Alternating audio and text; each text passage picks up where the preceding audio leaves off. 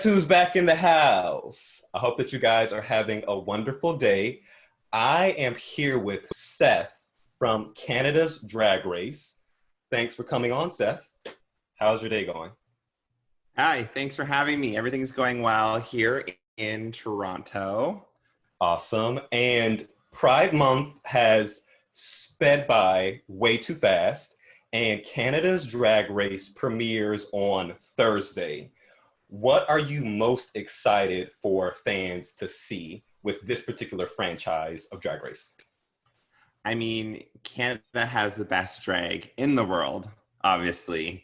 So I'm excited for fans just to see us Canadians represent. And I'm obviously not competing, but I'm so excited for those that are. And I can't wait when we're out, be able to go out again and go to their shows and get the merch. I'm just so into it. Speaking of merch, I don't know if you could tell, but I'm wearing a Brooklyn Heights enamel pin that I got from DragCon. Oh, you can see I'm sweating too. Oh my gosh. And I love Brooklyn. What was it like working with the judges for Canada's Drag Race? All I can say is everyone was beyond wonderful. Okay. It was super diverse, lots of great energy, and I am just 20 really blessed me before COVID happened with these experiences. And I know Brooklyn from before, Oh, and just an amazing person. I mean, represent Etobicoke. Come on, Ontario or Toronto. Just all around amazing, fun person, and definitely makes you want to be a better person myself. oh wow. Yeah. I like that. Did you know did you know of any of the other contestants before filming? Like, had you seen them perform? No, no. So one thing that seeing all the promos and who's on the show has got me going on YouTube and looking up their Instagrams and Facebook pages. I don't go out at night. Oh, I go to bed at wow. 9. So I don't end up going to bars, which is my fault. Hmm, So I wasn't really familiar with Canadian drag. And now I've spent a lot of time searching online, and okay. I'm obsessed with Canadian drag and all its forms. And yeah, now I feel like an expert in all of them. Okay. Well, to be fair, you have a business, so you can't really go to bars like that because you are really promoting your business. And we'll talk about that a little bit later. But I'm really excited about hands-on exotics. So walk me through what were the emotions that you felt when you got the call that you were going to be a part of the pit crew for Canada's Drag Race? Emotions. Um, just happiness. Just happiness. Yeah, I just felt blessed. Okay. I'm a super fan, Mm. so to know that I would be even a small piece of this little beautiful or giant puzzle just made me just so thankful and happy. Okay. Um, yeah, I was having like the best year of my life, just Oh. till a few months ago. Oh. Oh. Well, we're all going to get through this, and I'm actually excited for the nightclubs to open back up, however they may look, because I feel like now is a wonderful time to be a queer performer. Before coronavirus, I think that we were getting to um, almost like a queer renaissance where people were doing everything. And I can only imagine just um, the amount of energy and dedication that we'll see in different shows. So I'm really excited about that. Yeah, So you developed some close relationships with some of the pit crew members, um, Ming and Travis. Did you know them before the show? never met them, Okay. never seen them around. Yeah, just met them there, and bam, it was magic. Okay. We're glued together 24/7. So you did a photo shoot with Ming, Travis, and Mina. Was this after shooting or before shooting? Well, I guess it was after. It would have had to, because I didn't know them before. Okay. Yeah. Just logically speaking, yeah. Yeah. So we did this photo shoot. It was just completely fun and creative. And my animals got to come along. So they are highlighted in a lot of the photos. Yes. And it was just, it was so much fun. And yeah, anytime you can bring your skunk on set is a good day, really. So I actually love that you incorporated hands-on exotics into the photo shoot, because it makes for like dramatic images. And I love I think in one photo you're holding like a bird. Yeah, cockatoo. He's like, okay. Wah! Okay. I love that. Those images are gorgeous. And so did you learn any cool tips while shooting, like any tips for like how to look better in lighting, or how to look a certain way on camera? I think I learned that there's a lot of lingo that people who work in a crew use that I'm not aware of. Okay. It sounds like people are just like, I can't even remember the words, but there's a lot of lingo that people that work on sets use, and Okay. I'm not aware of any of it till now. Yeah. So that was interesting. Okay. Yeah, and the craziest thing is I'm getting lessons on lingo because I've moved in the last month, and my roommate is a videographer. Oh, wow. For Canada's Drag Race. So he actually set up my lighting here today. Oh, nice. I need someone to light me because I do it horribly. Well, I have professional help. I've been doing my Instagram live animal shows, and he's also been helping me with those. So with the lighting and where to put things. So I'm learning a little bit of the lingo and how things work, but really, I'm an amateur. I don't know much. I just do what I'm told. Okay. So when you got the call, did you like go into like a workout mode to look a certain way on camera? That's a great question. In my head, I wanted to be clear-skinned and glowing and buff and all those things, but I actually had planned a trip previously to Africa. Oh, wow. For a few weeks. So I was just hiking in the Kruger National Park, through the Serengeti, hanging out before, and then so I didn't really do any preparation other than I got a lot of gorgeous sun and air, and some good healthy. Yeah. Awesome.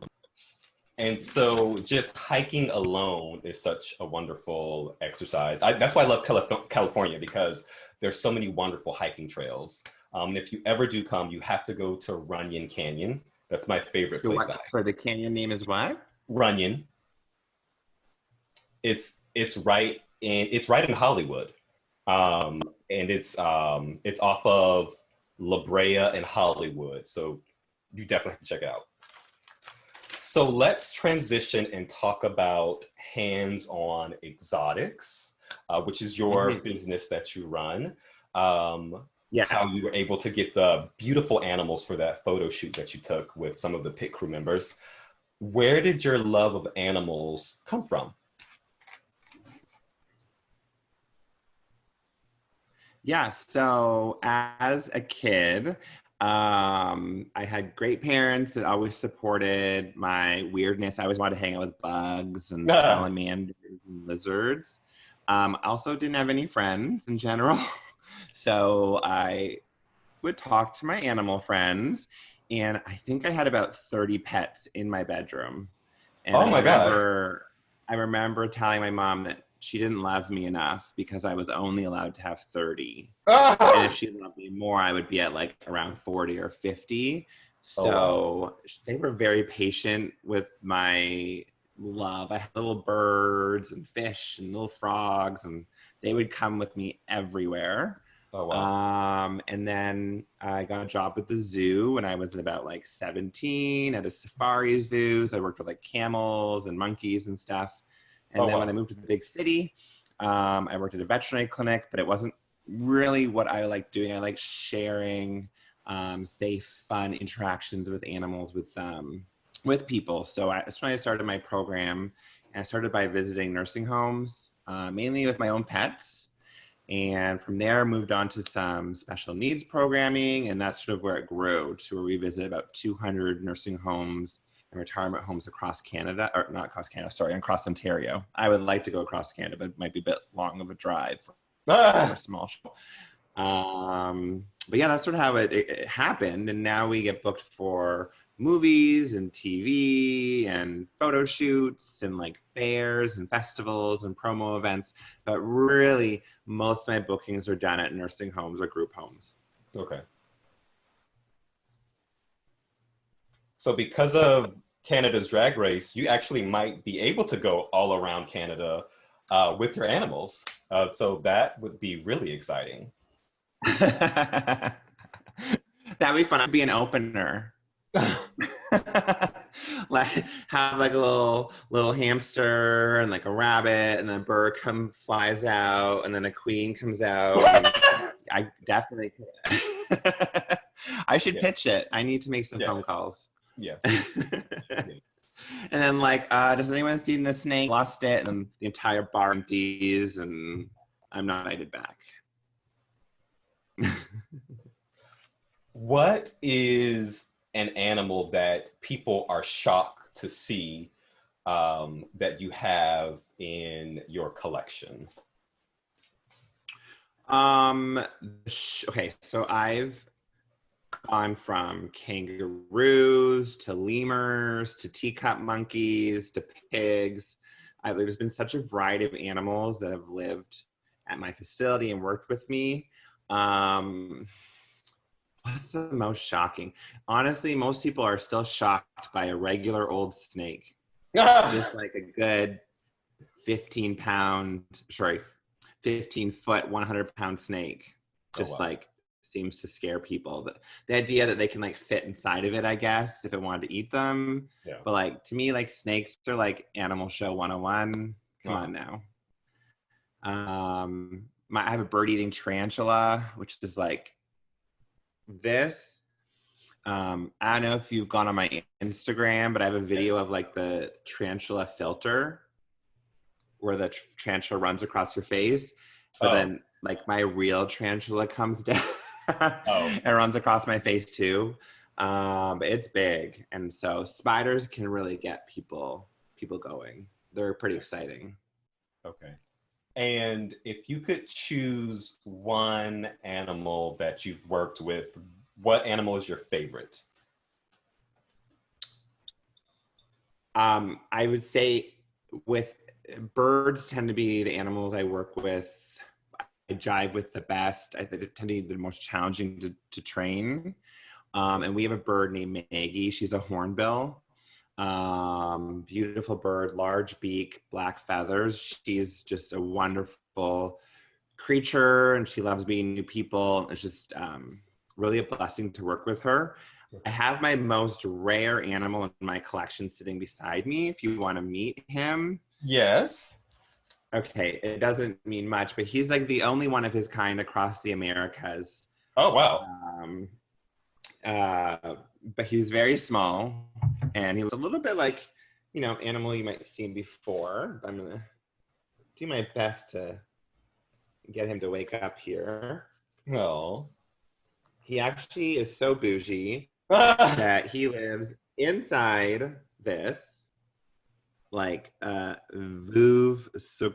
don't know. I'm not bougie enough to read it, but he lives inside this, like, inside this wine thing. Yeah. And then he has a big cage. This is like not where he lives in, but this is his nest. He fills it full of shredded paper and string in order to stay nice and dark and warm and cuddly. Okay, little buddy. Here we go. Okay, I got him.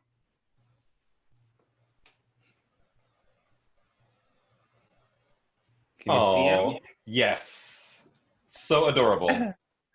Yeah, so this is Bandit, and Bandit is an Asian garden dormouse. He's like, could you please put me down? I'm gonna go back to bed.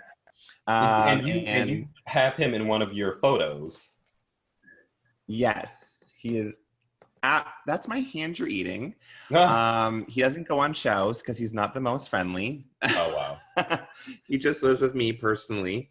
Okay. But he's actually not a mouse. They're called a dormouse, but they're not a mouse. But dormouse, the word means dormant, which means to sleep. And then a mouse because he looks like a mouse. And they can sleep up to 200 days a year. Oh, wow. So that's a lot of snoozing. Okay. Yeah. When you come to LA, you should bring him. We have the Vuclico Polo Classic, and he would love to run around all those wine bottles. Oh my gosh, did he bite you? Yeah, he's like he actually does eat meat. But he is a meat eater, and apparently, I am definitely on the menu right now. Oh, wake up. So adorable. He wakes up at night, so I'm like disturbing his sleep pattern. And he's so bougie. Like I have rose petals here and like all different flowers and fruits and dried nuts and seeds. So I like make him these elaborate diets every day, like worms and just everything, just so he gets like a really nice, full, enriched diet in his little enclosure.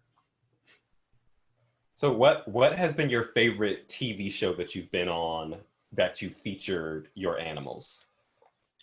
Ooh. There's a movie coming out, so I can't say it until it's out. But it's a classic being remade, and my animal has a big part in it, and I love this movie. So probably around Halloween it'll come out. And then what can we say? I don't know. I mean, we do a lot of kids TV shows. So we've been on a show called Androids, which is really a lot of fun to film because the animals were on it, but I also was cast to play in it, so I got to like try to act. Congratulations. Which was a lot of fun. They had to hold up cue cards for me to read. But yeah, we've got to do a lot of really fun shows. Like sometimes I'm on like 3 different sets in 1 week for like big Hollywood movies. I provided, I'll have to like send you the movie name because I forget, but it starred Taylor Schilling. Okay. And her son is like possessed. Oh, wow. It already came out. It's like a horror movie, but I provided like all of the flies and maggots for the movie, which is about like 10,000 maggots and flies. And I had to make flies only live for like 1 or 2 days, so I had to make sure I hatched 1,000 flies every day. And sometimes like production would get bumped a day, so I'd have like flies I didn't need, or I would need. It was a really intricate process. And then when you're done filming, you have to catch 1,000 flies in a studio. Oh, wow. So it was it was so much fun. It was very what has my life brought me to question popped up as well. No, that's so exciting. Like, I mean, because from your time working in zoos and with the veterinarian, that you've really been able to place yourself in different positions with various types of animals and insects. So that's really cool. For anyone that's watching that is interested in learning to work with animals, what advice would you give to them? I would say get out there and find somewhere that you can volunteer. It's really hard. I feel it's really hard to find paid positions at zoos. There's like year waiting lists or multiple year waiting lists. So find like a rescue organization or like a really nice pet store or something and just offer your time. Hang out for a month, volunteer when you can. You'll learn a ton and you'll also make yourself super valuable to other organizations in the industry, and they'll snap you up. Okay. I find a lot of people just enjoy volunteering at animal organizations. They don't even want to work. They just, want to do 1 or 2 days with the animals, which is also nice. Okay. There is online programs for animal training, and I think there's a zoo school in Florida which does specifically goes over animal care as a zookeeper and also animal training. Okay. I love hearing about animal rescue stories. I don't know if you heard about the cat whisperer of China who would rescue cats who were abandoned by their owners due to COVID-19. And so just a beautiful story. And then there's like the puppy whisperer, I think he's in Italy, that he finds puppies in all types of strange situations and rehabilitates them and gives them homes. So I love hearing about stories like that. Mm-hmm. Yeah, and that's super important. My animals, for instance, like I don't go out and buy them in general for programs or what we do. I get my animals as what I call expats. Mainly I take in parrots as they're very hard to keep, and their owners, they outlive their owners, or they just drive their owners crazy, or you can't go across borders with them, so you have to leave them behind. So most of my animals have come to me just as people have had to give them up. And then I make them work full time, which they actually enjoy because the bird does not want to sit in a cage all day. They want to go out and scream and be outside and fly. And so we have so much fun. And rescuing animals is just way more fun. Actually, I went to your website and I was shocked to find out that parrots live so long. They can live up to like 50 years. Yeah, I think the record, which I read online, I don't know if you can trust Wikipedia, but I think it was 117 years. Oh, wow. Yeah, and I have some birds that are in their 30s and 40s now, and they seem young, they scream loud, they bite hard, so I think they got a lot of years ahead of them. Yeah. I think there was a researcher, she studied, I believe, African parrots. I could be butchering that, but yeah. Okay. And so they're the ones that can learn different words. And she had this pet for, I want to say 50, maybe 50 years. And the last words of the parrot were goodbye, I love you. And it's just so beautiful that they're really capable of learning so much. This bird knew over 1,000 words, which leads to my question. There's a debate online. Which animals are easier to train, birds or dogs? So I would say a dog, because birds are really smart. They're one of the smartest animals in the world, which means they negotiate with you. Okay. So they will find the path of least resistance to get their feed or nut. Whereas a dog, I find, is like pretty simple. Like, give it a snack, it rolls over, like you're good. Also, dogs have these like cute little mouths where parrots have these like danger beaks to like crack bone and crack through flesh. Oh, wow. And like when a bird bites you, like they're delicate animals, so you just take it. And then when a dog bites you, you can be like, no, and like, you know, you can scold a dog and you know, but a bird, like, you've got to be so gentle with, even though they're like really mean sometimes. Yeah. So after the world corrects itself and we're done with the coronavirus pandemic, what's the first thing that you're going to do? The first thing I'm going to do when the world corrects itself? Yeah. Well, I just miss work. So my company, we visit 10 to 20 nursing homes a day. Oh, wow.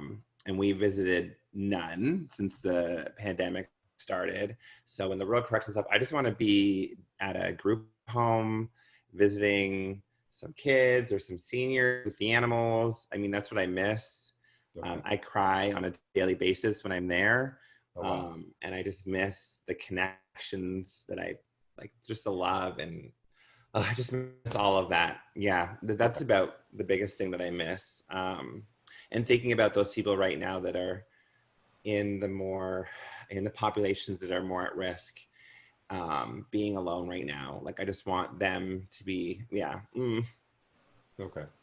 Have you ever had kind of like almost like a breakthrough moment when there's been a connection with an animal and someone at one of these facilities? I have them like daily. I actually had two different film crews try to like film a show. So they filmed like me for a few months so they could document all of these like breakthrough moments.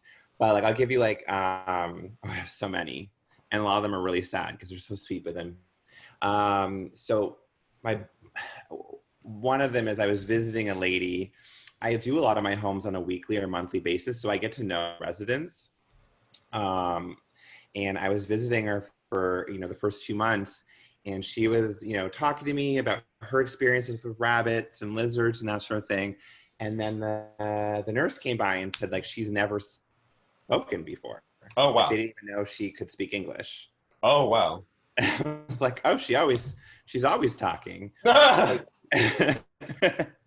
like, the animals really open people up, and it reminds them of experiences from childhood. And we work with a lot of people with Alzheimer's and dementia. And as soon as you get an animal in the room, the smiles come on, and like, they are able to do a lot of reminiscing, and it just turns back the clock briefly for that moment. It's so good. My other thing is that we visit hospice care situations, either with children or adults. So I've been there on the last day of someone's life, and that person had wanted the animals to be there with them as they pass, and to hang out with a child or an adult as they pass, but like seeing them smile because they're like hugging, a rabbit, or in some situations a kangaroo, is like I just feel so blessed that I could be there with them for that, and be able to facilitate that, but also like, makes me cry so much. Okay.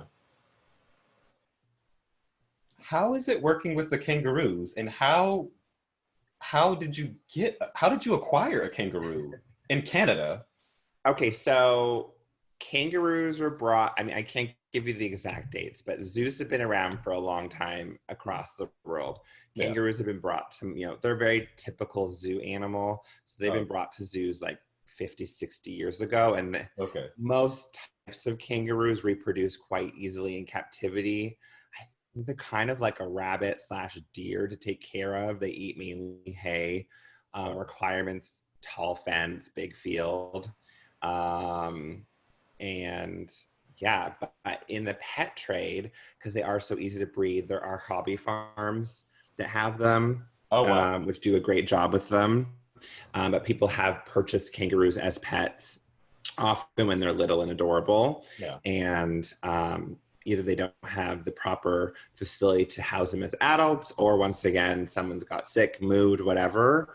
Yeah. And I'm now the person they call. And I currently don't house any kangaroos. At my heyday, I think I had like 7 or 8 types of kangaroos.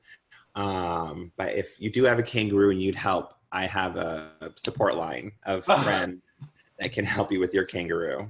Okay. I desperately want a kangaroo as a pet in my tiny apartment.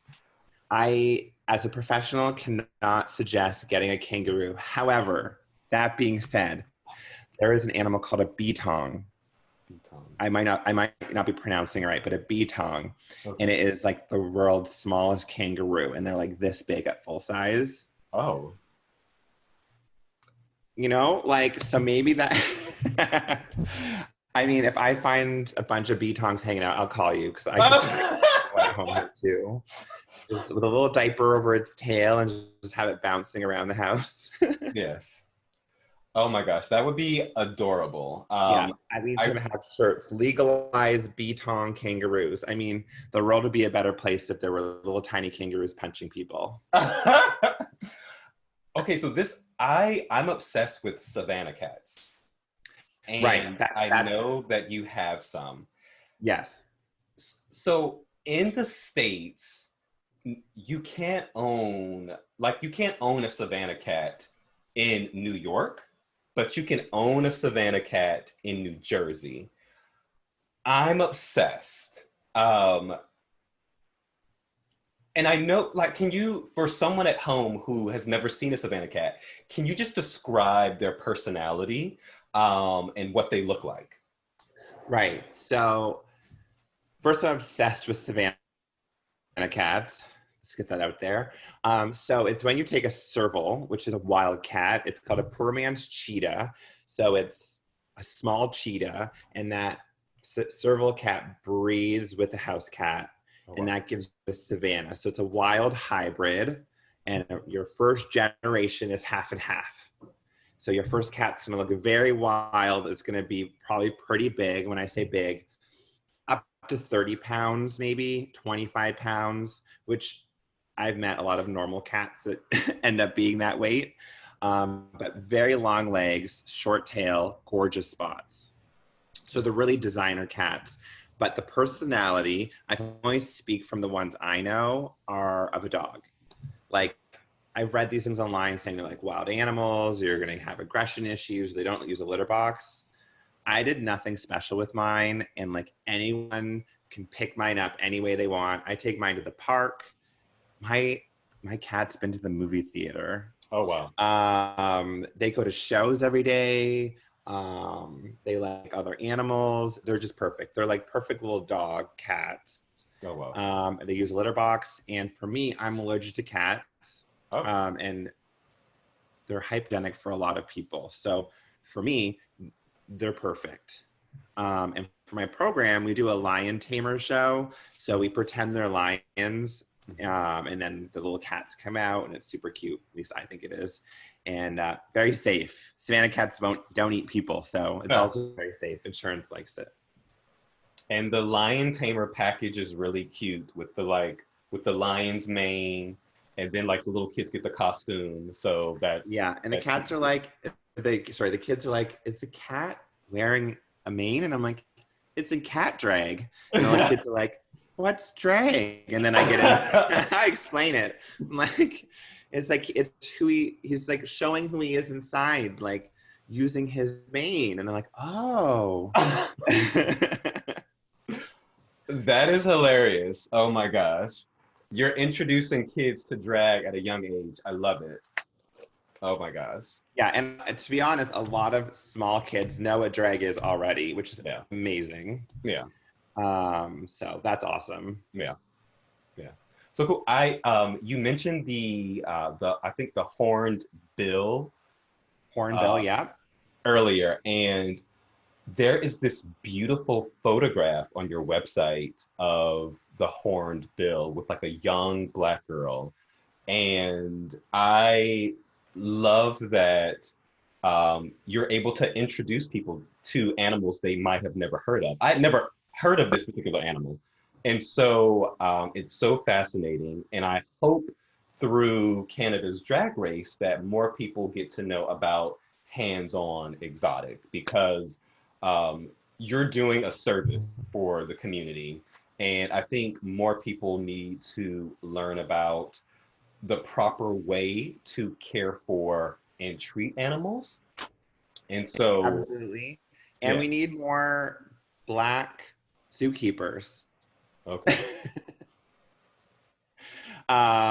If you go to, I mean, I'm just speaking for like maybe the zoos locally, you won't see any.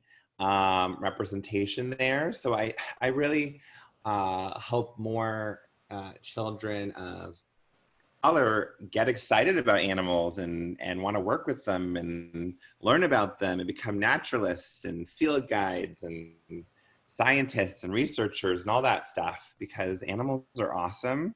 Yeah. And yeah. Okay. That's very true. I've been to a number of zoos, but I've never thought about it's probably not a lot of young Black kids. Like, I know they're going to the zoos, but I don't know if they see that as an occupation that they can have when they're older. I hope they do. I Okay. hope they do. Okay. Yeah. Speaking of zoos, do you have a favorite zoo that you've ever visited?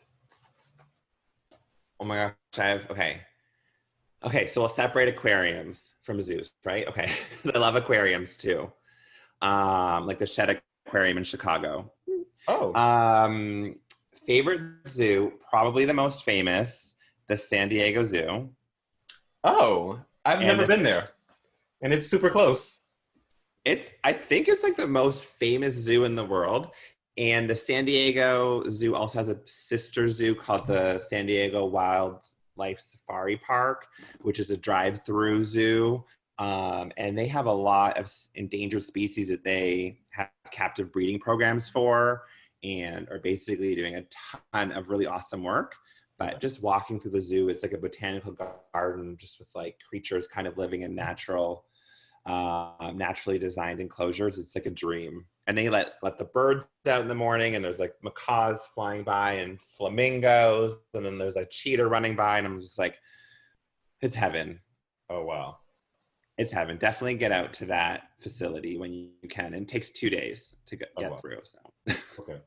I'll definitely have to go. I've been to San Diego a few times. I know the area. I think it's in Balboa Park, which I love the area, but I've never been. But I definitely have to check that out. And now that you gave such a glowing recommendation, I will. Yes, you'll love it. Did you watch the drag ball on Saturday? I didn't. I was actually out of town, but can I see that on YouTube? I think you can. I think you can watch it on YouTube. I know it's on Twitch. Okay. So I'll send you the link. Okay. But I know that some gorgeous animals, maybe a hornbill, made an appearance. Oh.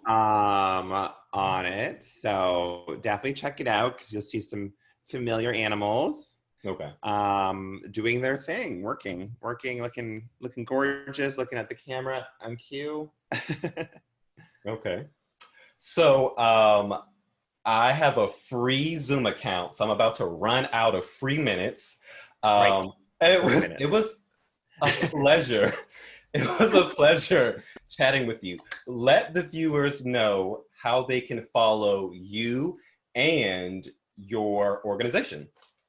Right. Okay. So my Instagram is Panther445, and I post a lot of my work on there. So you'll find my work on there. But my business name is Hands On Exotics. That's my Instagram, and that's also my work website. And then on my personal website, which is pretty bland and empty, is SethEric.com. Okay. Awesome. With a K. SethEric with a K.com. Okay. And your TikTok. Talk about your TikTok. Ooh, yeah, because we're TikTok famous. We used to be. Now we just get like 100. Yeah.